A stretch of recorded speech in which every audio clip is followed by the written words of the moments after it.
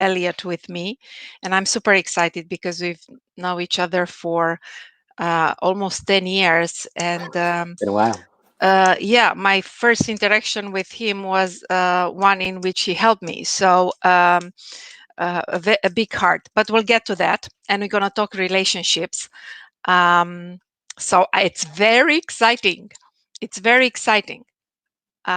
Before we go into anything, we have a tradition here, Dave, and then we take a moment to center ourselves and to transition into this sacred place, which is the experience that we are going to co-create, right? For the others. So just close your eyes and occupy a position of strength, whatever it is for you. Just let the breath circulate and infuse us with energy.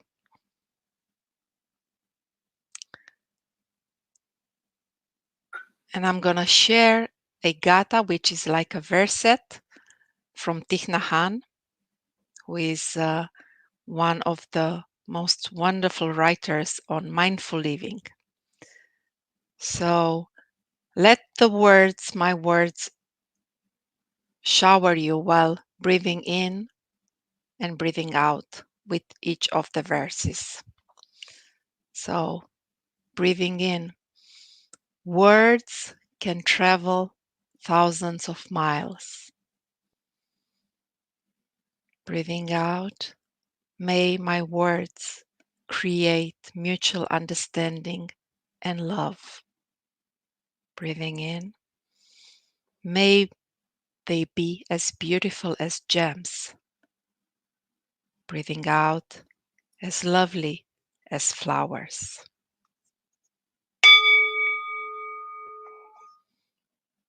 You can open your eyes Wow. and let's start this. So, um, this is about relationship from suffering to thriving. Join Dave, Elliott, and myself to talk about deleting suffering in relationships and focusing on ways to master them. And when it comes to relationship transformation, Dave Elliott is a noted expert, an author, an international speaker, and is an accomplished coach who gets results for his clients all over the world. And he's specially gifted at teaching smart, amazing, powerful women how to bring the very best in men. Don't we need these ladies? Rather than suffering through their worst. And whether he's sharing his expertise in his books or products or on some today's most widely read relationship websites or on TV, radio, or stage, he always comes away with you will always come away with new awareness, skills, and strategies to get the breakthrough results you really want and you need. um, so welcome. How are you today? I'm doing so great. Thank you so much. I appreciate the invitation to join you. Been looking forward to it. Yeah, thank you. We really want to change our husbands, right, or our partners, don't we? Because we always know better. Not generalizing here, but many women, Just a strong little bit. women, successful women, many have this pattern of knowing better and trying to, have the best intention ever to have their partners be and do certain ways. Yes. Why is it not healthy? Well, I think it's that sort of age-old, let's just say, powerful people everywhere since the beginning of time and always will have a bit of a dance between their expectations and their results or their experiences, right? And when they match up, when they align, when your expectation matches your results, that's pretty good existence. That's pretty good experience. But when your expectation is here and your results are here, they're very different, and that causes pain or discomfort. and so we have to try to move them to try to get them to align, and that's where we start to get that, desire to change people, or that kind of thing, and it seldom goes well long term. But it's one of those things. It's a moving dynamic that's constantly shifting. So yeah, I think people's desire to want to make their lives the way they want them, I think there's something great, magical about that. But I think there's also an element of acceptance and grace and forgiveness and all these other great, just as important um, uh, elements as well in a relationship. So how do you see it? Changing yourself, changing your husband, or elevating both of you and the relationship? Well, I think it's an element of like, how do we both grow together, and how do we both like articulate what are our expectations? I think a lot of times people set themselves up for challenges because they haven't clearly articulated, or they don't even know what it is they want. They just know when this is not it, and like we're doing this now at a time with the lockdown and the pandemic and all these things, and it's first of all, it's a time of a lot of uncertainty, probably as much certainty as we've had in maybe 100 years in terms of pandemic kind of thing. So that creates a lot of discomfort. Now we've got economic situations as well, and families, and multiple generations, and concerns about those Together, yeah. things. So it's a lot. It is basically it can be a little bit of a pressure cooker if you're not, especially if you're not on the same page. And so being on the Yes. same page is about, knowing where you are now, where you want to be, what it's going to look like, and working as a team to get there. Like that's a big challenge. I think some of the most healing words in any relationship are, "You're right. This sucks." And meaning, it's like, instead of in a lockdown or a situation where there's things going against you, two people might be doing like one of these things. They're kind of knocking heads and disagreeing and upset it with one another about the way they do things or don't do things. When if you just say, "You're right, this sucks," instead of "this," it's like you're turning out, and both two people are shoulder to shoulder looking into the future. All right, how do we get it closer to a good place? And So rather than instead making them a instead of blame. looking at each other and being conflicted, actually turn each other and Yes, look at, yeah, which direction are we going, right? right, into the future. So you talk a lot about the toxic proximity. What do you mean by that? Well, that's kind of a name that I just kind of came up with because, again, we're in proximity because we're all locked down. We're not free to go because there are these other concerns outside. And so when you're in proximity and then it turns toxic because there's disagreement, there's fear, there's insecurity, Yeah. there's things said, not said, said too loudly, said too late, said not enough, or, those types of things, it turns into this toxic brew kind of thing. And I would maintain that I think a lot of times it's not necessarily your partner or your child or your mom or whoever is in the situation with you. That's a lot of times I think we're upset about something else outside, and I think sometimes the closest person is the embodiment of, like, tips over the glass of pressure, Because, pressure, yeah, pressure. people don't want to feel uncomfortable feelings, and it's go into projection, right? On And it's less painful if we project on others, right? If we don't do our work. Yeah, well, so you think about it this way, you cannot get rid of a global pandemic and make it stop, but you can maybe yell at your spouse because they're chewing too loudly, or because Correct. Yes. that's something that you can correct and something within your power, right? So just Yeah. a different, it's solvable problem, perhaps, depending on the approach used. Yeah. So how do you help people with this when this happens? Because you see a lot of people now, they are at home, and they work at home. They are in each other's proximity. So this might bubble up, right? All these insecurities, fears of losing business and not bringing income at home, um, dreaming about some other partner that it would be better than the partner you have, whatever it is. So, how do you help people with this? What So people can do in this period?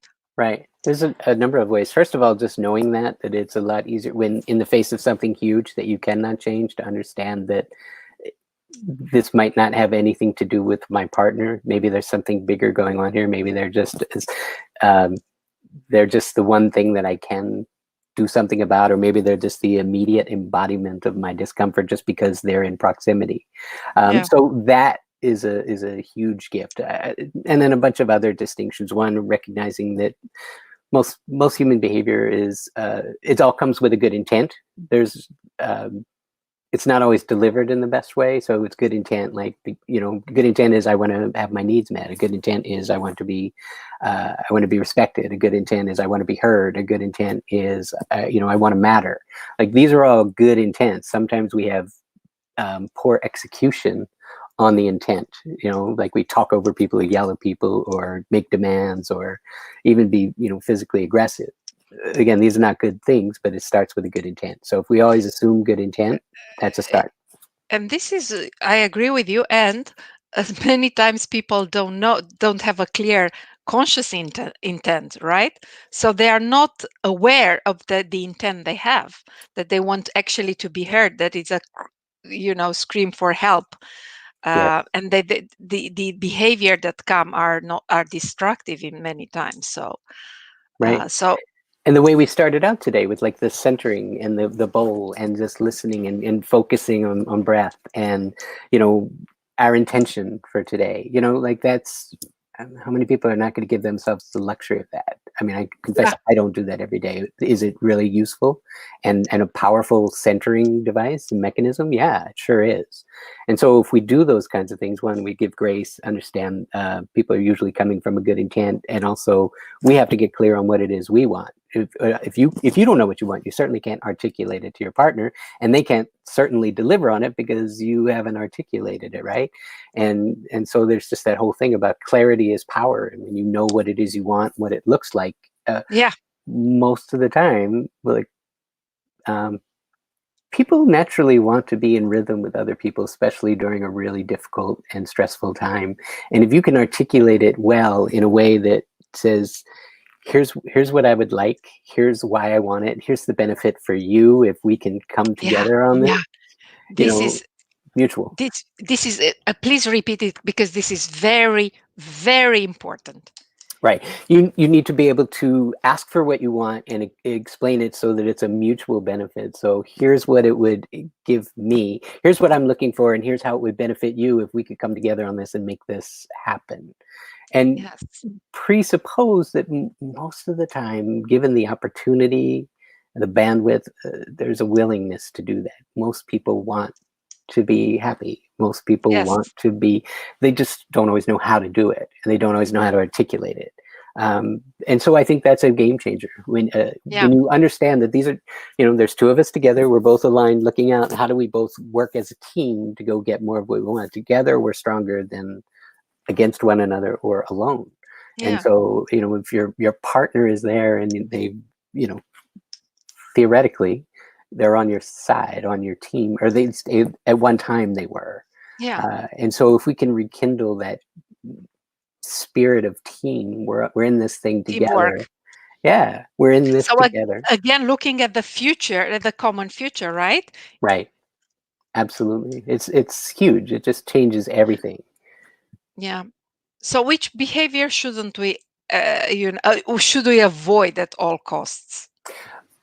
So there's Dr. John Gottman is a world-renowned expert. He can basically observe a couple, and within like a matter of minutes, he can tell you who's going to last and who's not. And it's because he's isolated four elements of, and it basically comes down what he calls the Four Horsemen of the apocalypse. It means that these are harbingers of bad things to Pillar. come. Yeah, yeah, yeah. Yeah. So the first one is criticism. You never, what's the matter with you? Why do you do that? Stop doing that. Don't do that. Do more of that. Criticism is it's demeaning. It pulls people down, and it's just a bad energy. So if you're finding yourself criticizing one another, it's not going to go anywhere good, right? The So second one, how can you stop yourself from criticizing if you find yourself doing this? it's what we just said. Instead of criticizing what you see, focus on what it is you want, and say, hey, listen, would you mind? There's a lot of stress going on right now. Would you mind just like cleaning this up, or put these away, or do some, whatever it is, ask for what you want rather than focus on the negative behavior. Focus on positive, not negative. Yeah. We do this with our kids. Hey, listen, I need you to do your homework. Would you put that away and get your homework done? The goal here is to get Yeah. your homework, and after your homework's done, then you can have some screen time or whatever it is. However, you again focus on what they want, move them towards. Understand that here's the important part. Don't if you criticize them and say you're so lazy, you're not doing your homework. What are you, stupid? You're not going to get the best performance out of your kid. Right. So no Obviously. criticize. What's the second one?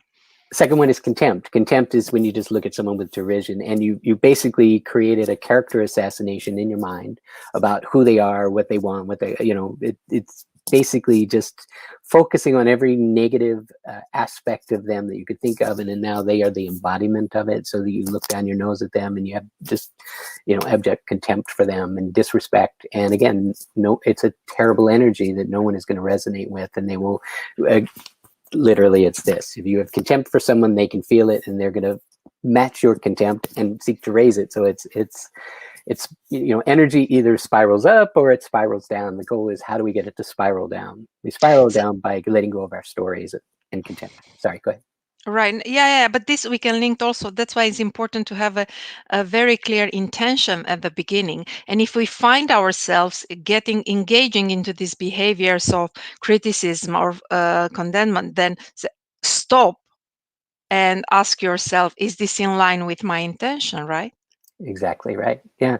Again, focusing on what you want. You're just not going to be able to get there. And contempt, interestingly, is usually met with one of the other horsemen of the apocalypse, and that's defensiveness. Someone says, "Why are you doing that? Stop doing that. You always do that." They're going to be defensive. No, I don't. What about you? And then they're going to have to turn the table. So it's like there's this energy and there's a flow. And if you literally see the flow and stop the flow, and there's no need to defend if there's no criticism and contempt, right? And so Yeah. defensiveness means I'm not going to do it because you've judged me harshly, and so now I don't want to be. I don't want to come from a positive space. I don't want to give you what you want. Now it's a fight between you and me, and I need to win. And so Yeah. it's just a toxic proximity Yeah. energy, Yeah. right? Right. For me, at least, because I've been with my husband for 20 plus 23 years together, and mine go-to was the criticism. And this is such a draining energy because, and the fact was, I was not happy inside myself and I was projecting on him, right? Because it's less painful. Yeah. So this is so important to know. What is your go-to? How you call this? The horses apocalypse? How you call The this? four horsemen of the apocalypse, and The four copies of the apocalypse, yeah. because we have a go-to, we have our flavor in a relationship, right? So criticism, condemnation, defensiveness, and the fourth one. The fourth one is again the next level. It's stonewalling. So it's essentially like, Yeah, you know, you're crossing your hands. Maria I'm not doing Magdalena. it. I'm Yeah, not doing it. You can't make me forget it. You know, it's basically just nope. It's not going to happen. People digging in, and again, once two people start to dig in, like, oh, I wanted you to do this and you didn't do that. Where do you go? At that point, there's the energy stops moving, and it's just a matter of time before everything good begins to crumble and decay. And that's why these are the four horsemen that we seek to avoid. which one was for you? What was your flavor Well, in your again, I think previous we've. yeah, I guess. Well, the first one is probably criticism. I think again because we focus on what we don't want, and so. And I think defensiveness and stonewalling; those are a flavor of righteousness and needing to be right. And so those can be challenging. So it's corrective and defensive, I guess. The criticism and contempt is more meant to correct, and these are the predictable responses. If you criticize, I'll get defensive. If you have contempt, I'm going to stonewall, and I'm not going to. I'm sure we've all done all of them at one time or another, but I think criticism is probably the beginning of the whole cycle, and probably the most popular one. Like you said, we have an idea of what we want, and we know when it's not there, and the first thing we want to do is criticize. Hey, you're the reason why my situation isn't the way I want it. It's you. You're the embodiment of it, and that's not true most of the time. yeah, yeah. So the antidote, what was for you the antidote? How did you get to switch in your mind and in your behavior? I think it is. Again, it's just that simple thing of remembering that, like, this is my teammate, this is my partner. We're on the same team here. If and she wants to be happy too, and so do I. And I focus on what do I love about her rather than what's she not doing. What's great about this person? What do I admire? What do I respect? What do I acknowledge? And I try to reflect that back, and what am I grateful for here? Gratitude is the great game changer. So, if you're in a fight with your spouse, there's precious little gratitude happening there. So sometimes you need to take a step back. Sometimes you need to maybe take a walk, maybe go to another room, maybe just do a check-in, and just say, wait a minute, this person is not the problem. All of the problem. There is a behavior maybe that I would like to change. Yeah. Now, you can have a conversation about a behavior. You're not trying to change the person. You're The asking person, to change the exactly. behavior. So let So the that's person huge. intact because it's whole and it's beautiful is the behavior that you want to address. And that's why it comes back to your intention and be very clear what you want. Right. And never confuse a person's behavior with the person. A behavior is a thing that is changeable, and it's a moment, and it can change.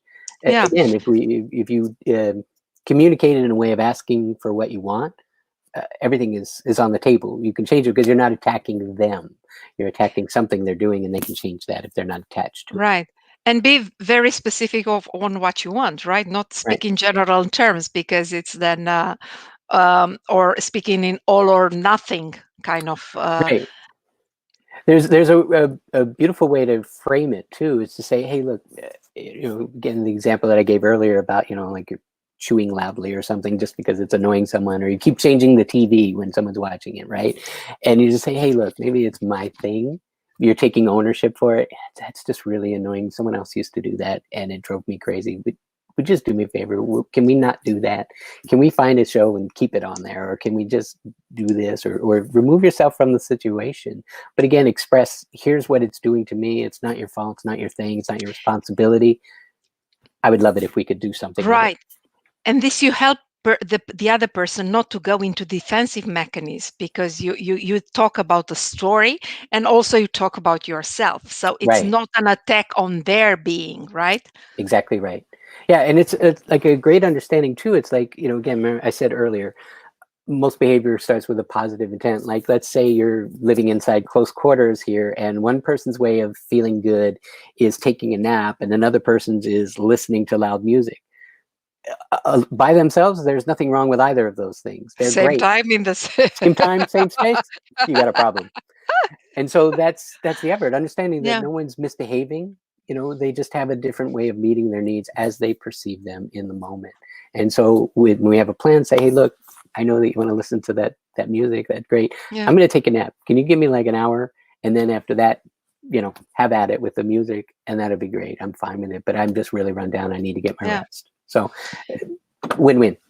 Yeah, awesome. And this is theory, but it's like with everything that when it comes to mastery, we understanding cognitively, but then we need to start practicing and feel the results of it and practice, practice, practice till it becomes you, right? And it becomes a natural way of going and practice gratitude. Then it is just part of you, and then your mind will go immediately into gratitude in those difficult moments.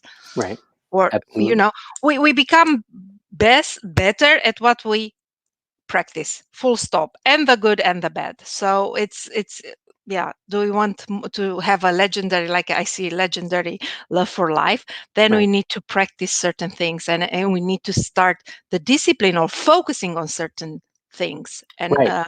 Because you're telling a story about your partner anyway. You're either yeah, talking about them as they're a slob, or they're disrespectful, or they're selfish, yeah, or they're really kind, or they're really loving, or they would do anything. They would go to the end of the earth for someone.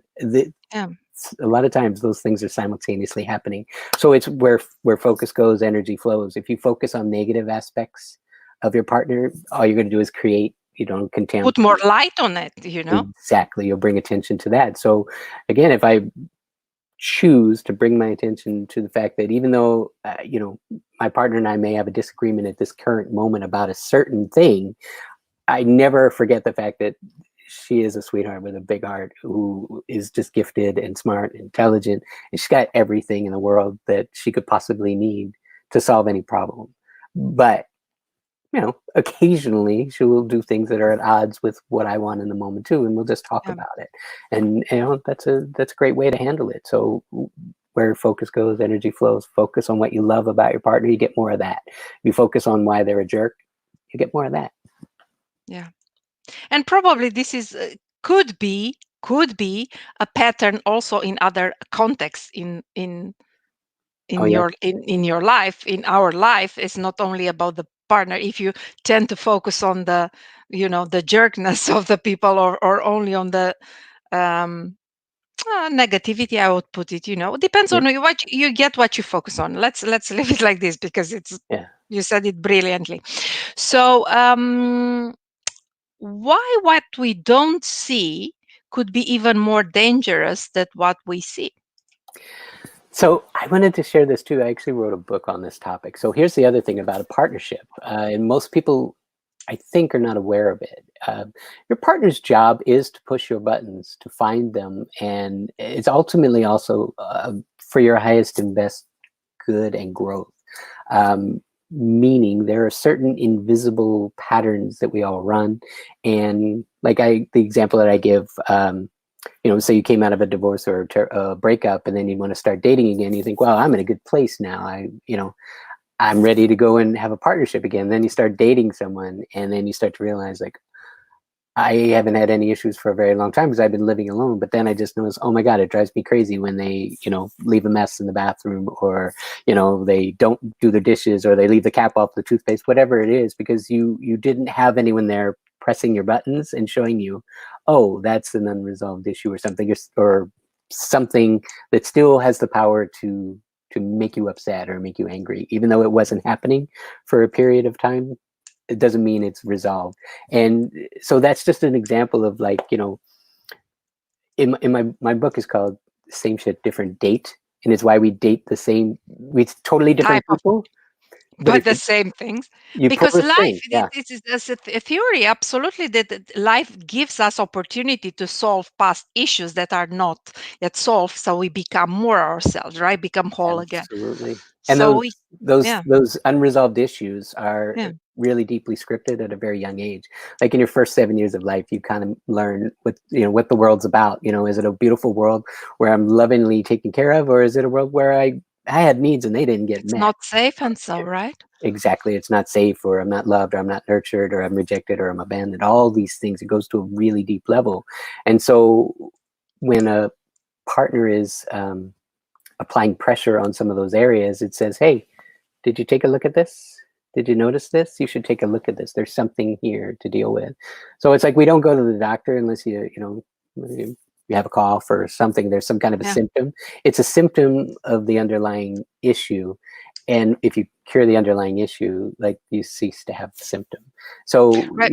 that's it. And So you talk a lot about legendary life, and that presupposes, tell me if I'm wrong, that both partners are on a personal development, you call it spiritual or however you want to call it, path in which you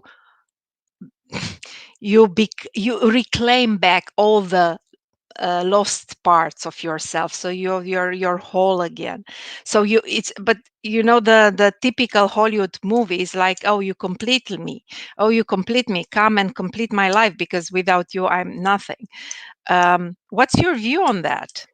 I I think it's a beautiful story, but I don't think it's true. I think you're already complete. I would say is the first thing I'd say. We're already complete, and the work to be done is within us. Again, if we make our world if we go within, again, situation like right now, pandemic. There's nothing out there that we can probably affect in a huge way. All right, the one thing we can affect is who we are, how we feel, what we are committed to, what we're willing to do, what we won't do, and those things are within you, right? So you'll always find certainty is not outside, certainty is inside. Significance not necessarily outside. If someone disrespects you, if someone's rude to you, if someone shoves you, does something like that, and takes respect or significance away from you, again, if you go within, you have it. You don't lose Yes. it just because someone does something to you. So, I believe if we master our inner world and then we know what we want, we communicate, we move toward that, we get more of it. When you say a legendary love for life, to some people, they're like, I don't even know what you're talking about. That They means they don't know that that's possible possible. because Absolutely. it's just not on their radar. I believe it is, but again, we do the inner work and you get But it clear. exactly, it requires inner work. Yeah. And you find a compatible partner. You don't find a partner that's identical. They're not going to love all the same things and hate the same stuff. Uh, the best I think we'll do is we find someone who's compatible. We can cohabitate with, and we can say, yeah, we're getting the keyword enough. How do I live with this person to get enough of what I want, but also know that I'm perfectly willing to provide enough of what she needs as well and wants. And be a So team player, right? Create a team. absolutely, you're on the same side, and when it's compatible, when you want similar things, when you both, like my wife, definitely, she was doing relationship work as well. Both of us had come from a divorce, and we realized there were areas where we owned, where we fell short, we didn't things we didn't know, things we weren't practicing, and we had to learn that stuff. And we said, well, legendary love for life, that's what I want, that's what I'm committed to as well, and that's the way I want to play. I mean, um, it's It's very a interesting decision, because you know that the statistics regarding marriages, or let's now it's partnerships. People don't get married as much as right? well as often as we did it. Um, I was married before. I was married now with. I'm married now. This is my second marriage for 21 years. But what the statistics show that the second marriage actually is even worse. And it's like if you look at your book, right? Like you say, same. What's the name? Same. Same shit, Same shit. different The date. same shit. Different partner or different. Yeah. Yeah, So, but being conscious and stopping and getting your lessons and moving forward and applying the lessons, exactly changing right. the game. The thing is, I think we've made it, it's easy, relatively easy to break up or get a divorce, but we kind of live in a throwaway society. So we think, well, I'll just throw away that old TV. I'm not going to go and get it repaired.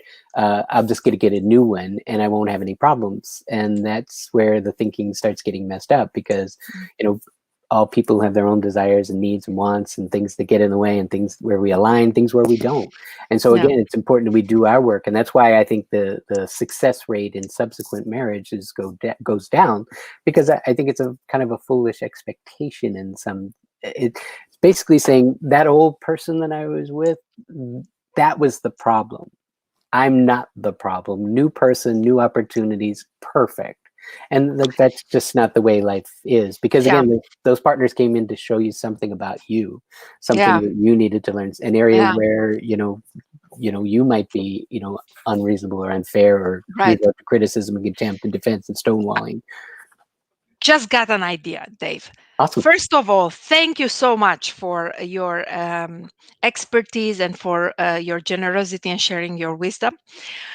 Just came into my mind now, and I want to continue this conversation in a future. I hope you come again I would because love I to. want to talk. You know what I want to talk? Just came into my mind now. Um, Cheating, jealousy. Now that's I don't know. In Europe, there are these websites that are second love that are blossoming. Now I don't know what's going to happen with corona thing, but when there is a will, people find their way. So they go exactly the same thing. They're cheating in the relationship. They're going Right. outside the Outsourcing. relationship, looking for that thing. So I would like to talk about this, about cheating and about jealousy next time.